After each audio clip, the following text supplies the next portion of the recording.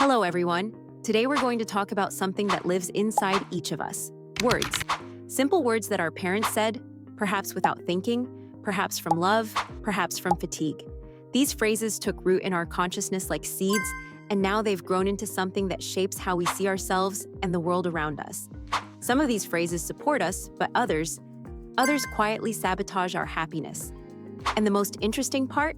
We often don't even realize they're there, pulling the strings of our decisions and emotions. But which phrases are we talking about?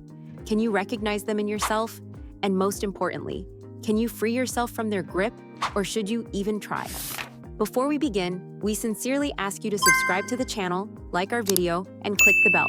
We've tried very hard and want to try even harder, but we can only do this with your support, so thank you in advance for every subscription and like.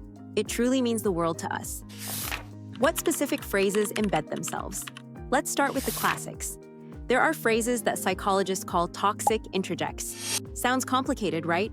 But it simply means messages from others that we swallow whole and make part of our identity.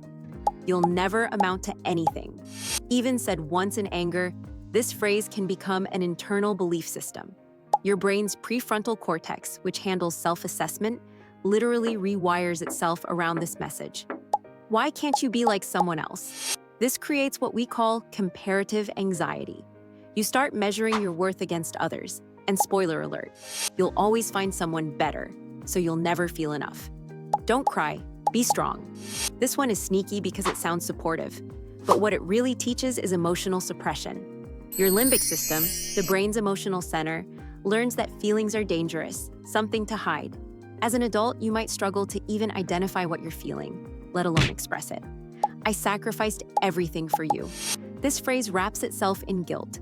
It teaches you that love is a transaction, a debt you can never fully repay. And your soul carries this weight into every relationship, always feeling like you owe someone something. If any of these phrases hit the mark, or if your own came to mind, please write about it in the comments. Sometimes just naming these phrases takes away half their power, so we've identified the phrases. But here's where it gets really interesting, and maybe a bit uncomfortable. These aren't just words floating in your memory, they've become you. Or at least, you think they have. So let's ask, how exactly do these phrases control our adult lives? How do these phrases manifest in adulthood? Imagine you're at work. Your boss offers you a promotion, but instead of excitement, you feel panic. A voice whispers, "You'll never amount to anything. They'll find out you're a fraud." That's the phrase, still doing its job decades later. Or you're in a relationship. Your partner says, "I love you," but you can't fully believe it because the voice says, "Why can't you be like someone else?" You start comparing yourself, finding your flaws, waiting for them to leave. Here's the medical angle. Chronic stress from these internal messages actually changes your brain chemistry. Cortisol levels stay elevated. Your hippocampus, responsible for memory and emotional regulation, can actually shrink. You're not being dramatic when these phrases make you feel physically tired. Your soul genuinely is tired from carrying them. The irony? You might become exactly what you feared. If you're told you're lazy, you might unconsciously prove it right, just to make sense of the world. Psychologists call this a self-fulfilling prophecy. Or you swing the opposite way, becoming a perfectionist, working yourself to exhaustion to prove that phrase wrong. But here's the cruel part. You can never prove it wrong enough. Because the phrase isn't about your actual achievements. It's about the wound it created. Now, before your soul gets too upset, let's talk about the good news. Because yes, there is a way out. Can we actually free ourselves from these internal critics? And what does that process look like? How to free ourselves? First, awareness. You can't change what you don't see. Start noticing when these phrases speak up. When do they appear? What triggers them? Then comes the crucial part, externalization. That critical voice? It's not you. It never was. It's your parents' voice, or society's voice, or your exhausted teacher's voice from third grade. In therapy, we call this cognitive diffusion, separating yourself from the thought. Try this. Instead of "I'm worthless," say, "I'm having the thought that I'm worthless." See the difference? One is identity. The other is just a thought passing through. Next, challenge the evidence. If the phrase says, "You never finish anything," okay, let's examine that. Have you never finished anything? What about that book you read? That meal you cooked?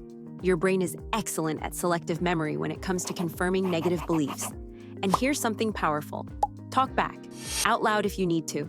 When the voice says, "You'll never amount to anything," you say, "That's not your decision to make anymore." Your neuroplasticity, your brain's ability to rewire itself, means you can create new pathways. Every time you challenge these phrases, you weaken their neural connections and strengthen new, healthier ones. But here's the most important thing. This takes time. You didn't develop these patterns overnight, and you won't dismantle them overnight either. Be patient with your soul. Should we be angry at our parents? One more thing, and this is important. You might feel angry at your parents right now. That's valid. Feel it. But also understand, they carried their own phrases passed down from their parents. It's generational trauma, a chain of hurt people hurting people. This isn't about excusing what was said, it's about breaking the cycle. You can acknowledge the pain without staying trapped in blame. Forgiveness, if it comes, isn't for them.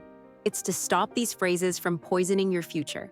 So here's what I want you to take from this. Those phrases your parents said, they're not prophecies, they're not truth. They're just echoes, and echoes fade. You have the power to decide which voices you listen to. Choose the ones that help your soul grow, not shrink. I truly wish for you to find peace with your parents if possible. But more than that, I wish for you to find peace with yourself.